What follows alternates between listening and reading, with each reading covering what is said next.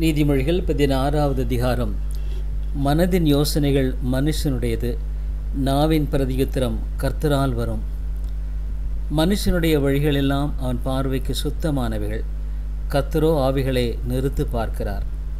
உன் செய்கைகளை கர்த்தருக்கு ஒப்புவி, அப்பொழுது உன் யோசனைகள் உறுதிப்படும்.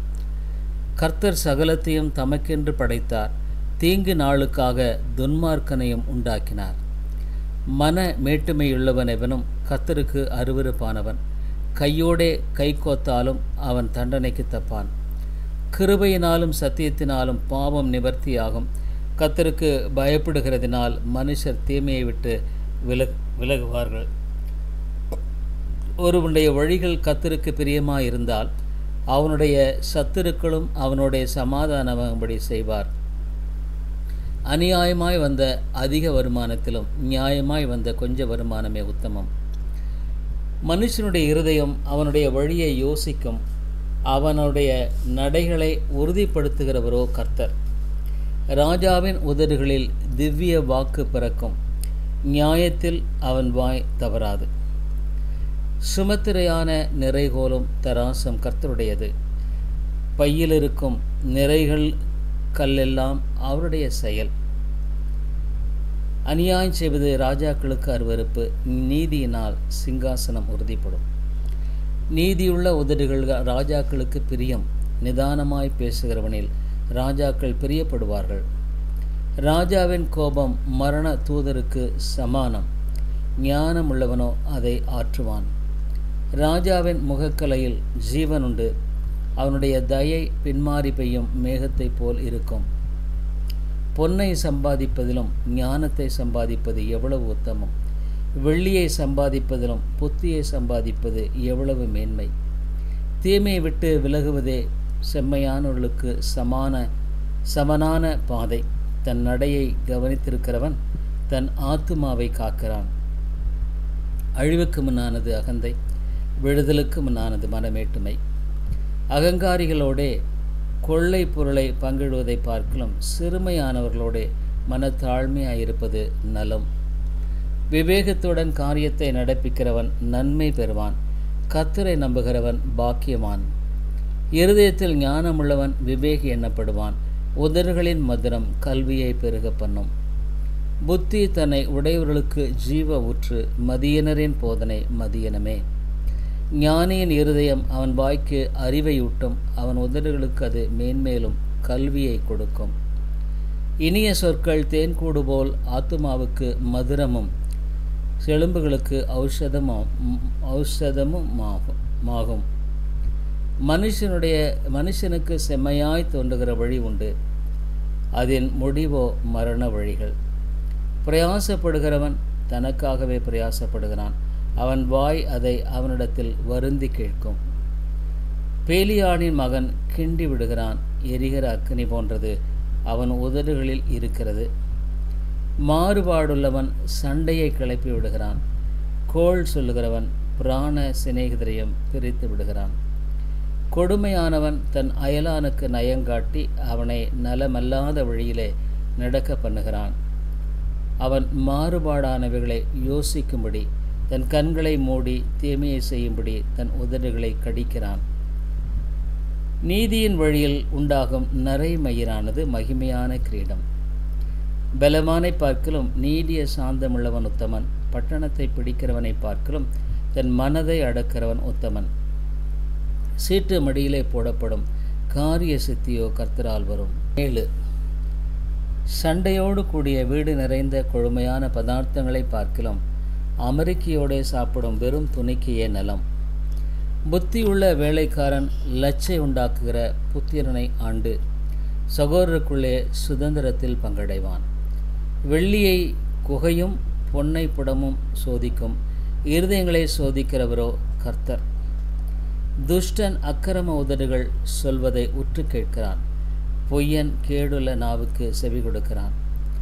ஏழையை பரியாசம் பண்ணுகிறவன் அவனை உண்டாக்கினவரை நிந்திக்கிறான், ஆபத்தை குறித்து கழிக்கிறவன் தண்டனைக்கு தப்பான். பிள்ளைகளின் பிள்ளைகள் முதியோருக்கு கிரீடம், பிள்ளைகளின் மேன்மை அவர்கள் பிதாக்களை. மேன்மையானவைகளை பேசும் உதடு மூடனுக்கு தகாது, பொய் பேசும் உதடு பிரபுவுக்கு எவ்வளவேனும் தகாது. பரிதானம் வாங்குகிறவர்களின் பார்வைக்கு அது இரத்தினம் போல் இருக்கும். அது நோக்கும் திசையெல்லாம் காரியம் வாய்க்கும். குற்றத்தை மூடுகிறவன் சிநேகத்தை நாடுகிறான். கேட்டதை சொல்லுகிறவன் பிராண சிநேகிதரையும் பிரித்து விடுகிறான். மூடனை 100 அடி அடிப்பதை பார்க்கிலும் புத்திமானை வாயினால் கண்டிப்பதே அதிகமாய் உரைக்கும். துஷ்டன் கலகத்தையே தேடுகிறான். குரூர தூதன் அவனுக்கு விரோதமாக அனுப்பப்படுவான். தன் மதிகேட்டில் தெரியும் மதியனனுக்கு எதிர்விடுவதை பார்க்கிலும் குட்டிகளை பறிகொடுத்த கரடிக்கு எதிர்விடுவது வாசி. நன்மைக்கு தீமை செய்கிறவன் எவனோ அவன் வீட்டை விட்டு தீமை நீங்காது. சண்டையின் ஆரம்பம் மதகை திறந்து விடுகிறது போல இருக்கும். ஆதலால் விவாதம் எழும்பும் முன் அதை விட்டுவிடு. துன்மார்க்கனை நீதிமானாக்கிறவனும் நீதிமானை குற்றவாளியாக்கிறனுமாகிய இருவரும் கர்த்தருக்கு அருவருப்பானவர்கள். ஞானத்தை கொள்ளும்படி மூடன் கையிலே ரொக்கம் எண்ணத்திற்கு அதன் மேல் அவனுக்கு மனமில்லையே. சிநேகிதன் எல்லா காலத்திலும் நினைப்பான். இடுக்கணில் உதவவே சகோதரன் பிறந்திருக்கிறான். புத்தியினன் தன் சிநேகிதனுக்கு முன்பாக கையடித்து கொடுத்து பிணைப்படுகிறான்.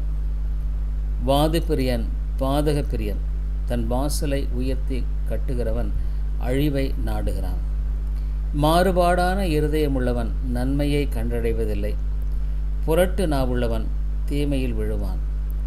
மூட புத்திரனை பெறுகிறவன் தனக்கு சஞ்சலமுண்டாக அவனை பெறுகிறான். மதியேனனுடைய தகப்பனுக்கு மகிழ்ச்சி இல்லை. மன மகிழ்ச்சி நல்ல ஔஷதம். முறிந்த ஆவியோ எலும்புகளை உலர பண்ணும். துன்மார்க்கன் நீதியின் வழியை புரட்ட மடியிலுள்ள பரிதானத்தை வாங்குகிறான். ஞானம் புத்திமானுக்கு முன்பாக இருக்கும். மூடனுடைய கண்களோ பூமியின் கடையாந்திரங்களில் செல்லும். மூட புத்திரன் தன் பிதாவுக்கு சலிப்பும் தன்னை பெற்றவர்களுக்கு கசப்புமானவன். நீதிமானை தண்டம் பிடிக்கிறதும் நியாயம் செய்கிறவனை பிரபுக்கள் அடிக்கிறதும் தகுதி அல்ல. அறிவாளி தன் வார்த்தைகளை அடக்குகிறான். விவேகி குளிர்ந்த மனமுள்ளவன். பேசாதிருந்தால் முடனும் ஞானவான் என்று எண்ணப்படுவான். தன் உதடுகளை மூடுகிறவன் புத்திமான் என்று எண்ணப்படுவான். நீதிமொழிகள் 18வது அதிகாரம். பிரிந்து போகிறவன் தன் இச்சையின்படி செய்ய பார்க்கிறான். எல்லா ஞானத்திலும் தலையிட்டுக் கொள்கிறான். மூடன் ஞானத்தில் பிரியங்கொள்ளாமல் தன் மனதில் உள்ளவைகளை வெளிப்படுத்த பிரியப்படுகிறான். துன்மார்க்கன் வர அவமானம் வரும். அவமானத்தோட நிந்தையும் வரும். மனுஷனுடைய வாய்மொழிகள் ஆழமான ஜலம் போல் இருக்கும். ஞானத்தின் ஊற்று பாய்கிற ஆற்றை போல் இருக்கும். வழக்கிலே நீதிமானை தோற்கடிக்கிறதற்கு துன்மார்க்கனுக்கு முகதாட்சண்யம் பண்ணுவது நல்லதல்ல. மூடனுடைய உதடுகள் விவாதத்தில் நுழையும். அவன் வாய் அடிகளை வரவழைக்கும். மூடனுடைய வாய் அவனுக்கு கேடு. அவன் உதடுகள் அவன் ஆத்துமாவுக்கு கண்ணி. கோள்காரனுடைய வார்த்தைகள் விளையாட்டு போல் இருக்கும். ஆனாலும் அவைகள் உள்ளத்திற்குள் தைக்கும். தன் வேளையில் அசதியாயிருப்பவன் அழிம்பனுக்கு சகோதரன். கர்த்தரின் நாமம் பலத்த துருகம். நீதிமான் அதற்குள் ஓடி சுகமாயிருப்பான். ஐஸ்வர்யவானுடைய பொருள் அவனுக்கு அரணான பட்டணம். அது அவன் எண்ணத்தில் உயர்ந்த மதில் போல் இருக்கும். அழிவு வரும் முன் மனுஷனுடைய இருதயம் இருமாப்பாய் இருக்கும். மேன்மைக்கு முன்னானது தாழ்மை. காரியத்தை கேட்கும் முன் உத்தரம் சொல்லுகிறவனுக்கு அது புத்தியினமும் வெட்கமுமாயிருக்கும். மனுஷனுடைய ஆவி அவன் பலவீனத்தை தாங்கும். முறிந்த ஆவி யாரால் தாங்கக்கூடும்? புத்திமானுடைய மனம் அறிவை சம்பாதிக்கும். ஞானியின் செவி அறிவை நாடும். ஒருவன் கொடுக்கும் வெகுமதி அவனுக்கு வழியுண்டாக்கி பெரியோர்களுக்கு முன்பாக அவனை கொண்டு போய்விடும். தன் வழக்கில் முதல் பேசுகிறவன் நீதிமான் போல் காணப்படுவான். அவன் அயலானோ வந்து அவனை பரிசோதிக்கிறான். சீட்டு போடுதல் விரோதங்களை ஒழித்து பலவான்கள் நடுவே சிக்கருக்கும். அரணான பட்டணத்தை வசப்படுத்துவதை பார்க்கும் கோபம் கொண்ட சகோதரனை வசப்படுத்துவது அரிது. அவருடைய விரோதங்கள் கோட்டை தாழ்பாள்கள் போல் இருக்கும். அவனவன் வாயின் பலனால் அவனவன் வயிறு நிரம்பும். அவனவன் உதடுகளின் விளைவினால் அவனவன் திருப்தியாவான். மரணமும் ஜீவனும் நாவின் அதிகாரத்தில் இருக்கும். அதில் பிரியப்படுகிறவர்கள் அதன் கனியை புசிப்பார்கள். மனைவியை கண்டடைகிறவன் நன்மையானதை கண்டடைகிறான், கர்த்தரால் தயையும் பெற்றுக்கொள்கிறான். தரித்திரன் கெஞ்சி கேட்கிறான், ஐஸ்வர்யவான் கடினமாய் உத்தரவு கொடுக்கிறான். சிநேகிதர் உள்ளவன் சிநேகம் பாராட்ட வேண்டும், சகோதரனிலும் அதிக சொந்தமாய் சிநேகிப்பவனும் உண்டு. நீதிமொழிகள் 19வது அதிகாரம். மாறுபாடான உதடுகளுள்ள மூடனை பார்க்கலும் உத்தமனாய் நடக்கிற தரித்திரனே வாசி. ஆத்துமா அறிவில்லாதிருப்பது நல்லதல்ல, கால் துரிதமானவன் தப்பி நடக்கிறான். மனுஷனுடைய மதியினம் அவன் வழியை தாறுமாறாக்கும், என்றாலும் அவன் மனம் கர்த்தருக்கு விரோதமாய் தாங்கள் அடையும். செல்வம் அநேக சிநேகிதரை சேர்க்கும், தரித்திரனோ தன் சிநேகிதனாலும் நெகிழப்படுவான். பொய் சாட்சிக்காரன் ஆக்கினைக்கு தப்பான், பொய்களை பேசுகிறவனும் தப்புவதில்லை. பிரபுவின் தயையை அநேகர் வருந்தி கேட்பார்கள், கொடை கொடுக்கிறவனுக்கு எவனும் சிநேகிதன். தரித்திரனை அவனுடைய சகோதரர் எல்லாரும் பாய்க்கிறார்களே, எத்தனை அதிகமாய் அவன் சிநேகிதர் அவனுக்கு தூரமாவார்கள். அவருடைய வார்த்தைகளை அவன் நாடுகிறான், அவைகளோ வெறும் வார்த்தைகளே. ஞானத்தை பெற்றுக்கொள்கிறவன் தன் ஆத்துமாவை சிநேகிக்கிறான், புத்தியை காக்கிறவன் நன்மை அடைவான். பொய் சாட்சிக்காரன் ஆக்கினைக்கு தப்பான், பொய்களை பேசுகிறவன் நாசமடைவான். மூடனுக்கு செல்வம் தகாது, பிரபுக்களை ஆண்டு கொள்வது அடிமைக்கு எவ்வளவும் தகாது. மனுஷனுடைய விவேகம் அவன் கோபத்தை அடக்கும், குற்றத்தை மன்னிப்பது அவனுக்கு மகிமை. ராஜாவின் கோபம் சிங்கத்தின் கெர்ஜிப்புக்கு சமாதானம், அவனுடைய தயை புள்ளின் மேல் பெய்யும் பனி போல இருக்கும். மூடனாகிய மகன் தன் தகப்பனுக்கு மிகுந்த துக்கம், மனைவியின் சண்டைகள் ஓயாத ஒழுக்கு. வீடு ஆஸ்தியும் பிதாக்கள் வைக்கும் சுதந்திரம், புத்தியுள்ள மனைவியோ கர்த்தர் அருளும் ஈவு. சோம்பல் தூங்கி விழப்பண்ணும், அசதியானவன் பட்டினியாயிருப்பான். கட்டளையை காத்துக்கொள்கிறவன் தன் ஆத்துமாவை காத்துக்கொள்கிறான், தன் வழிகளை அவமதிக்கிறவன் சாவான். ஏழைக்கு இறங்குகிறவன் கர்த்தருக்கு கடன் கொடுக்கிறான், அவன் கொடுத்ததை அவர் திரும்ப கொடுப்பார். நம்பிக்கை இருக்கு மட்டும் உன் மகனை சிற்சை செய், ஆனாலும் அவனை கொல்ல உன் ஆத்துமாவை எழும்ப ஒட்டாதே. கடுங்கோபி ஆக்கினைக்குள்ளாவான், நீ அவனை தப்புவித்தால் திரும்பவும் தப்பிக்க வேண்டியதாய் வரும். உன் அந்நிய காலத்தில் நீ ஞானமுள்ளவனாயிருக்கும்படி ஆலோசனையை கேட்டு புத்திமதியை ஏற்றுக்கொள். மனுஷனுடைய இருதயத்தின் எண்ணங்கள் அநேகம், ஆனாலும் கர்த்தருடைய யோசனையே நிலை நிற்கும். நன்மை செய்ய மனுஷன் கொண்டிருக்கும் ஆசையே தயை, பொய்யனை பார்க்கலும் தரித்திரன் வாசி. கர்த்தருக்கு பயப்படுதல் ஜீவனுக்கு ஏதுவானது, அதை அடைந்தவன் திருப்தி அடைந்து நிலைத்திருப்பான், தீமை அவனை அணுகாது. சோம்பேறி தன் கையை கலத்திலே வைத்து அதை திரும்ப தன் வாயண்டைக்கு எடுக்காமல் இருக்கிறான். பரியாசக்காரனை அடி, அப்பொழுது பேதை எச்சரிக்கப்படுவான். புத்திமானை கடிந்துகொள், அவன் அறிவுள்ளவனாவான். தன் தகப்பனை கொள்ளையடித்து தன் தாயை துரத்தி விடுகிறவன் இலச்சையையும் அவமானத்தையும் உண்டாக்குற மகன். என் மகனே, அறிவை தரும் வார்த்தைகளை விட்டு விலகச் செய்யும் போதகங்களை நீ கேளாதே. பேலியாலின் சாட்சிக்காரன் நியாயத்தை நிந்திக்கிறான், துன்மார்க்கருடைய வாய் அக்கிரமத்தை விழுங்கும். பரியாசக்காரருக்கு தண்டனைகளும் மூடருடைய முதுகுக்கு அடிகளும் ஆயத்தமா இருக்கிறது.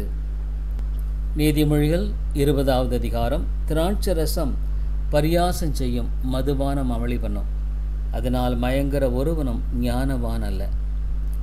ராஜாவின் உருக்குதல் சிங்கத்தின் கெர்ச்சிப்புக்கு சமானம், அவனை கோபப்படுத்துகிறவன் தன் பிராணனுக்கே துரோகம் செய்கிறான்.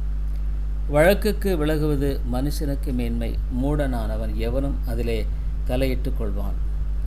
சோம்பேறி குளிர்கிறதென்று உழமாட்டான், அறுப்பிலை பிச்சை கேட்டாலும் அவனுக்கு ஒன்றும் கிடையாது. மனுஷனுடைய இருதயத்திலுள்ள யோசனை ஆழமான தண்ணீர் போல் இருக்கிறது, உத்தமனோ அதை முண்டெடுப்பான். மனுஷர் பெரும்பாலும் தங்கள் தயாளத்தை பிரசித்தப்படுத்துவார்கள், உண்மையான மனுஷனை கண்டுபிடிக்கிறவன் யார்? நீதிமான் தன் உத்தமத்திலே நடக்கிறான், அவனுக்கு பிறகு அவன் பிள்ளைகளும் பாக்கியவான்களாயிருப்பார்கள். நியாயாசனத்தில் வீற்றிருக்கும் ராஜா தன் கண்களினால் சகல பொல்லாப்பையும் சிதற பண்ணுகிறான். என் இருதயத்தை சுத்தமாக்கினேன், என் பாவமர துப்புரவானேன் என்று சொல்லத்தக்கவன் யார்? வெவ்வேறான நிறைகளும் வெவ்வேறான மரக்காலும் ஆகிய இவ்விரண்டும் கர்த்தருக்கு அருவருப்பானவைகள். பிள்ளையானாலும் அதன் செய்கை சுத்தமோ செம்மையோ என்பது அதன் நடக்கையினால் விளங்கும். கேட்கிற காதும் காண்கிற கண்ணும் ஆகிய இவ்விரண்டையும் கர்த்தர் உண்டாக்கினார். தூக்கத்தை விரும்பாதே, விரும்பினால் தரித்திரனாவாய். கண் விழித்திரு, அப்பொழுது ஆகாரத்தினால் திருப்தியாவாய்.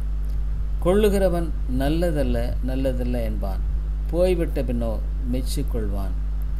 பொன்னும் மிகுதியான முத்துக்களும் உண்டு, அறிவுள்ள உதடுகளோ விலையுயர்ந்த இரத்தனம். அந்நியனுக்கு பிணைக்கப்படுவனுடைய வஸ்திரத்தை எடுத்துக்கொள், அந்நிய ஸ்திரீ நிமித்தம் அவன் கையில் ஈடு வாங்கிக்கொள். வஞ்சனையினால் வந்து போஜனம் மனுஷனுக்கு இன்பமாயிருக்கும், பின்போ அவனுடைய வாய் பருக்கை கற்களால் நிரப்பப்படும். ஆலோசனையினால் எண்ணங்கள் ஸ்திரப்படும், நல் யோசனை செய்து யுத்தம் பண்ண. தூற்றிக்கொண்டு தெரிகிறவன் இரகசியங்களை வெளிப்படுத்துவான், ஆதலால் தன் உதடுகளினால் ஆலப்புகிறவனோடே கலவாதே.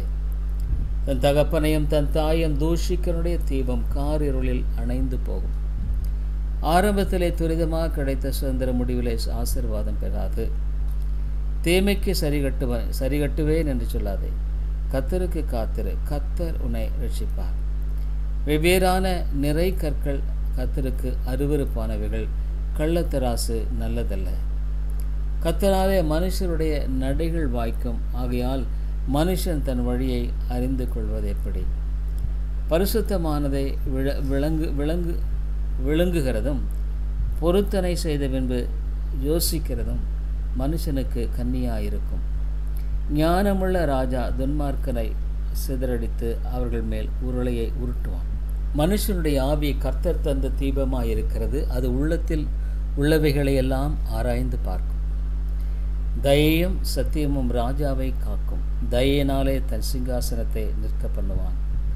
வாலிபரின் அலங்காரம் அவர்கள் பராக்கிரமம், முதிர் வயதானவர்களின் மகிமை அவர்கள் நரை.